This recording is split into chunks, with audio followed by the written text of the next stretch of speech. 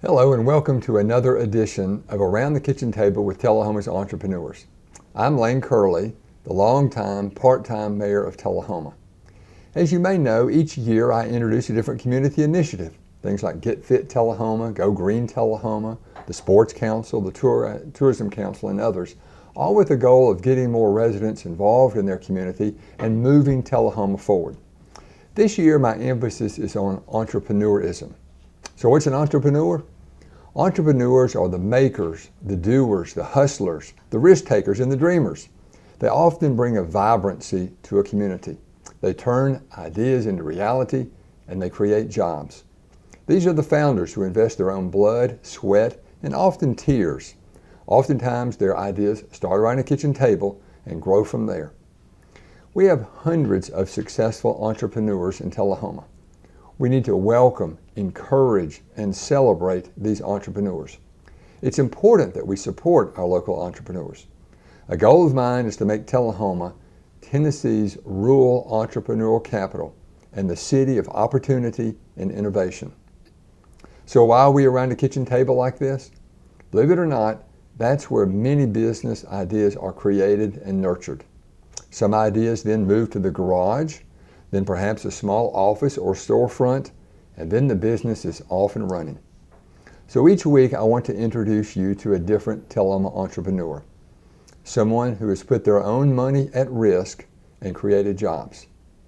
So joining us around the kitchen table this week is Tullahoma entrepreneur Sharon Lockhart. Sharon is the owner of Fit 10 Fitness in downtown Tullahoma. Sharon and her team can honestly say they change lives for the better. Sharon has over 25 years in the health and fitness industry. I'm anxious to hear from Sharon why she chose this industry, why Tullahoma, and about her path to entrepreneurship. So welcome, Sharon. Thank you so much for having me, Lane. Yeah. So tell me a little bit about yourself, your background. Well, I was born in Kansas, raised on a farm, but I think I got my roots for believing in business and entrepreneurialism from my parents. My father, of course, was a farmer, and he was very innovative with his farming practices. My mom started out as a school teacher, but eventually she owned a clothing store. Oh. So I think that that just came natural for me to think about business and what my passion might be. So I got into, I graduated college in a totally different field. I was a horticulture major. I actually have a master's in horticulture. Wow. But I noticed I taught. I was always into physical fitness, so I taught some fitness classes on the side. And I found that I was so much more passionate about reading the health and fitness periodicals and research about health and fitness, more so than I was the horticulture industry. So eventually I just converted into the health and fitness industry. Yeah. So it's been a fun ride, I'm sure. It's been a fun ride. You never know what new adventure is going to be around the door, and I've certainly been provided with a lot of curveballs, like many entrepreneurs do. But it's been a fun ride, and here we are today. I feel like servicing and enjoying helping people. Yeah. So I mentioned that you'd been in the health and fitness industry for about 25 years or so. That's correct. Sort of, have you owned businesses prior to this one? Or tell us about that part of your entrepreneurial life. Well, Lane, as I stated, I had been a fitness instructor. I just decided to, help people out with fitness classes. So I started there, and I was asked through time to become the public wellness director for the city of Ames. Oh. And so that's where I started more of in a management forefront. And then from there I was recruited by one of the larger clubs in Ames, Iowa. And so I was managing that location for them. Eventually I converted to owning my own business. And then throughout the time that my kids were in high school, that was great, but they all graduated and went off to college. So I decided that I wanted to get closer to family, so that's what brought me to Tullahoma. Okay. honestly, I just got on Biz Buy Sell and found several fitness facilities for sale. Came down and looked at them all and chose Tullahoma. Right. And I am so glad that I chose to come here. It's been really fun. So I am now closer to family and doing what I'm passionate about. Good. So describe Fit 10 Fitness. What are you all about? Fit 10 Fitness is so much of the time people are intimidated by fitness facilities. But the most important thing for everyone to always remember is the importance of being active and fit and eating a healthy diet.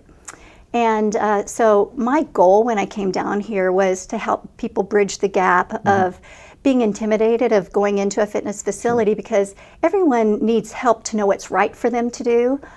So when people come to our facility, we take some time with them individually and find out about what their personal needs are. We do what's called an assessment, and we look at all types of things there that might give us some indication of what types of things they need built into their program, especially for them. And then we try to help people realize that they're part of an exercise community, because when you know others around doing things the same as you can support each other, and so we try real hard to make it a community atmosphere at our facility. So I think that's our biggest hallmark. It's a personalized situation and a community foundation. Yeah, that's neat.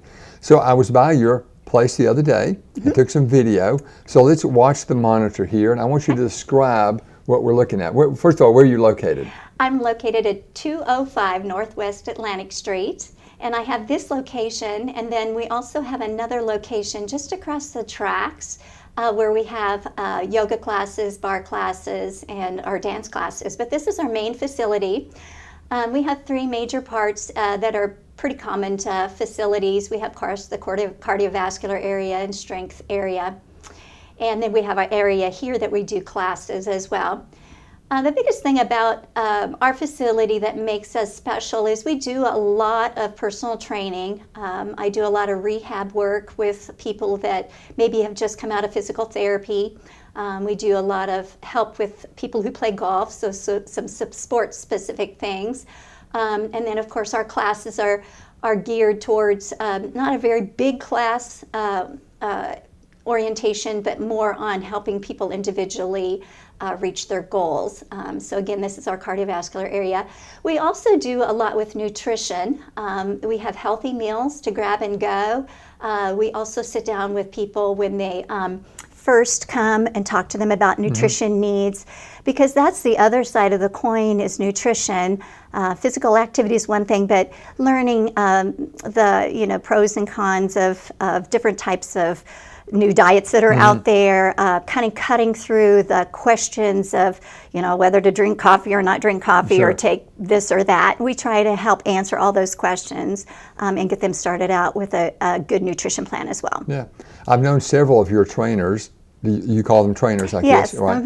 And they're just so welcoming, and they're just very knowledgeable. So that's a blessing to have folks like that. Correct. They are all national certified trainers, and then we work together so that we're not just individuals trainers. We come together and talk about how to handle certain things and approachability and just hone our skills all the time. I mean, we try to reach out and get more certifications and or go to workshops so that we can stay on the cutting edge of what's out in the industry. Sure. So let's talk a little bit about this particular path to entrepreneurship.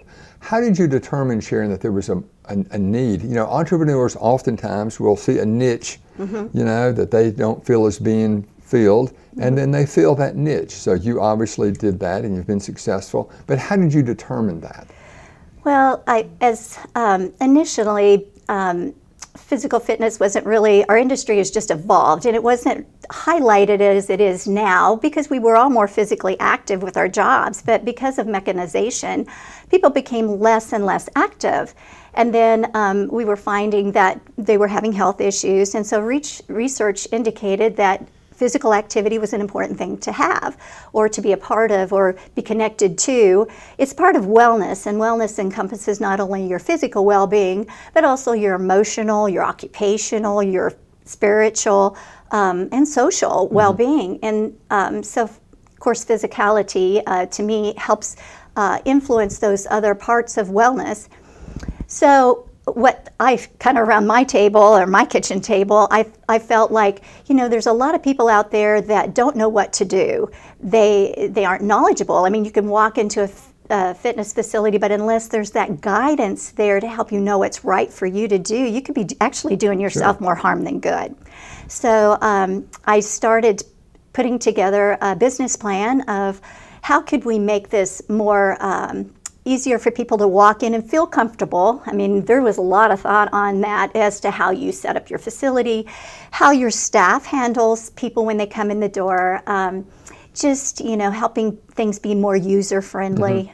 So that's why we felt like the assessment and then the time that we take, we spend 1 to 2 hours with a person depending on what they need to help get them launched into our facility, answer any questions that they have, branch into those things that they feel like that they want to have more information on. We just kind of let them guide us in some ways, and then we guide them in other ways when we see that maybe there's a certain exercise they should have in their plan, or a type of plan or a style of plan they may need. Yeah, very good. So that leads us to the next question. Sharon, what do you see as your leadership style? Well, I really like everybody to have a voice. And so we sit down as a staff and we talk about different paths, because every year that you're in business, the path changes. And so we talk about that together as a group. And sometimes I'll tell them, let's go ahead and just think about that and let's get back together. I want you to be able to think about where and what our ideas and what substantiates one path over the other. And then we'll get back together and talk about it. And then we all are comfortable with the path. We're all on the same page. I listen to anything they have to say. Sure. And then we also want each of us to get better at our trade. So we talk about new nutrition things that come out, new exercises, new different types of exercises that are evolving out there. Do we think they're credible or not? And is that something we should offer or not? Sure. So it's a group style, and I think it works really well. Yeah, obviously, yeah.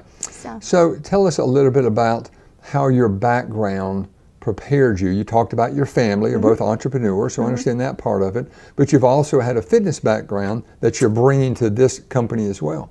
Correct. Well, I was born and raised on a farm. I went to a very small school. If I would have graduated from that school, I would have graduated with 10 other people, so very small. My father passed away when I was 16, so I did end up moving to another school and graduating with 22. So very small, but so I was very active. You had to be in about everything for, everything from music to sports to be successful, for the school to be successful. So I was in basketball, track. I was a pretty decent volleyball player. So I was very active and enjoyed it and wanted everybody else to enjoy activity and movement. But then I also sustained injury. And I knew how that felt and the road back. And so I became very passionate about people that were in pain, helping them. And so that's a pretty special niche for me. I do a lot of rehab things like I've mentioned, shoulders, knees, whatever. But I think that past journey that I had throughout not only, I became more confident. When you lose a parent, you get asked to do more responsibility. Sure. So, and we were on a farm, so I picked up a lot of the farming responsibilities, more so than I had when I was younger. But you just learn that you have that confidence factor in this small community, and all of that just led to what I believed it was important to people, to have that community feel and to be able to walk through people that are in pain and different things like that. Sure. You mentioned a word, passion. You're obviously passionate about what you do, but I bet that passion started many years ago for this industry. And the crazy thing is, I still feel today as passionate, and you can hear it in my voice. I'm so passionate about it. And, the industry does evolve. I'm passionate about it, staying on top of that. But just the success stories, when you have somebody that, that would like to get back to playing golf, but has been in pain for many years, and to see us getting ready to maybe get back out on the golf course again, and or that, had an injury that they thought they'd never be able to be active again, see them active again, their quality of life. I just love helping people be the best they can be for the age that they are. Sure. So, well, at a recent chamber coffee that you hosted, one of your clients spoke to the whole group of 100 plus people and shared her story of how your business had helped her lose weight, more confident. So, I mean, it's just a great story. Yeah, I actually wiped away a tear or two from that one because it was a very emotional thing, and you know, it just humbled me to hear what that whole experience meant to her. Yeah. So you mentioned that your industry is changing. Give us an example of how your industry has changed and how, as an entrepreneur, it's important for you to stay on top of that, or actually, if possible, be ahead of that. That's correct. We see so many programs kind of come and go that the jazzercise in the earlier years, and we just see things kind of come and go. And one of the things we have to talk together as a staff is these new types of things that come out on the market. Is that something that we feel is really going to be beneficial, or is that something that you know, we think is just a passing fad? How in depth is it? And so then we have to make that decision whether we're going to offer it or not. You know, equipment's different over time, and even just what treadmill you order in or what cross trainer you get, and you know, that you just a lot of decision making as the industry moves forward, weighing the pros and cons of the validity for one, and then safety aspects, and you know, we have to keep our major market that we house, you know, what's the best for them? How can we continue to bring the best that we can to them? Yeah. So what about creativity in your business and in your industry? How important is that? Creativity is very important. Everything from especially putting exercise programs together. There's some difficult things that you see as far as muscle weaknesses, and then you just have to figure out how to put a program together that you feel is going to bring you through that. So we do a lot of program planning for each individual that comes in. What's the next step for them? What would that look like? So that's important. Marketing's so different also. So social media, you have to be very creative when you market nowadays, because you want to, first of all, draw interest. When they're looking at things, 1,000 other Facebook posts or you know, Instagram things that are out there, you have to be very good at being creative with your marketing so that you get your point across, and yet, you know, be you know, sensitive of that time people have to be looking at things. And so we've had to be very creative in that aspect. And then just our programming too, just being creative of what we think would be the best thing to be bringing to the Tullahoma market, what would benefit people. Just like our recent Parkinson's class that we launched, we were looking, we thought, well, what is it that is out there that this community could need that is not being filled at this time? And so when we know that boxing is so important for the neurotransmitters for people who have Parkinson's, and so we launched that program, and it's been so fun to see that take off. So that's you found a niche in the market. Correct. And you found where something was not being served, and now you're filling that. Correct. So I think I know the answer to this question, but I want to share with the audience. What inspires you to get up every day and go to work? Changing people's lives is a humbling experience. It almost makes me emotional to think about it. But every day I get up and I just don't know what it is I'm going to encounter, but I'm excited about it. And I'm excited to see that next step for people. I'm excited to answer the next question a person could have about fitness. I'm excited to inspire another individual to take a step, because that step takes to another step, leads to another. And ultimately, as I think you probably heard me say at the coffee, I think exercise is the best pill you ever take, because it helps with so many illnesses, prevention of those, cancer, you know, neuromuscular situations. It helps with that. It's just the list is endless. So that gets me up in the morning and keeps me motivated. Good for you. So let's take a step back now and talk about your early path to entrepreneurship. Did you have a job as a teenager? Well, growing up on a farm, I did that. And then I also did some, even through college, I had some jobs as well. but I think, like I said, my parents kind of lighting that path for me. And what's so cool is I think we just have a family gene for that, because I have 2 children that started businesses before they left college, sitting around a kitchen table. There you go. It was before their senior years. I think my husband and I were a little worried that they'd graduate from college or not, but I have 2 of them that started businesses and have gone on to launch others. And I have another one that he's still working on. His career's just a little bit different path, but I think it'll take the same turn as far as entrepreneurship. So you talked about your sports when you were in high school, and that was an important, I'm sure, part of this journey that you've been on. Correct. But what about your previous employment? You mentioned that you worked for a city in the fitness part, and then you moved on to something else. So all of that is sort of culminated in what you do now. That is correct.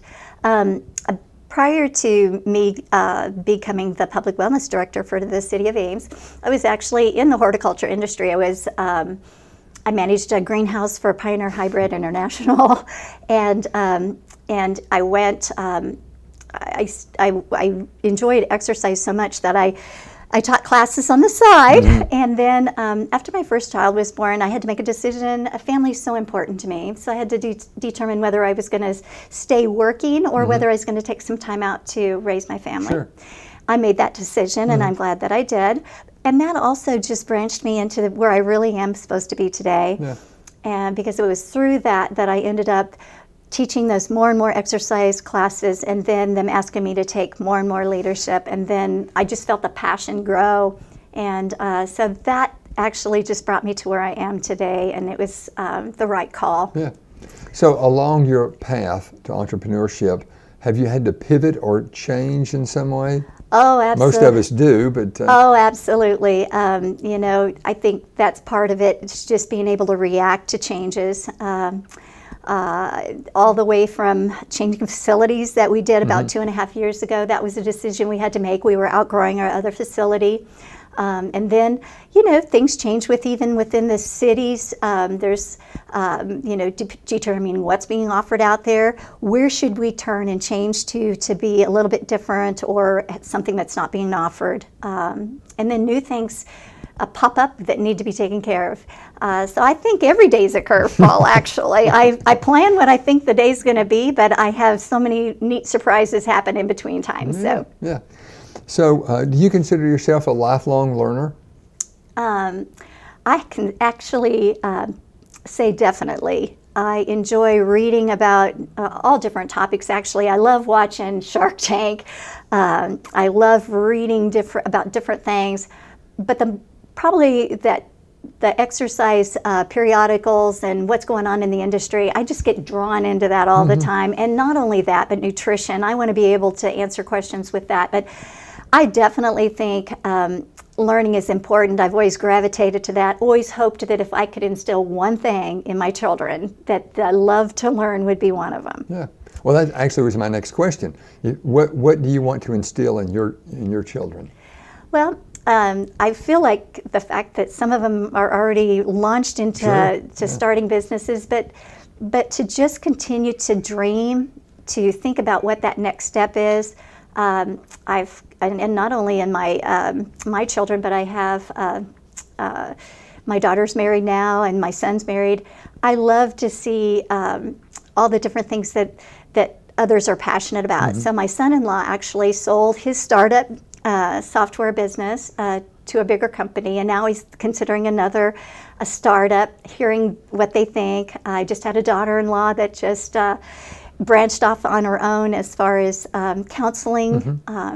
So it's just neat to see them change and just support them with that, and then to be there when they have questions or, just want to talk about things that are either going well or not going well, and just be supportive of that. Yeah, sure. So on weekends, describe your weekend.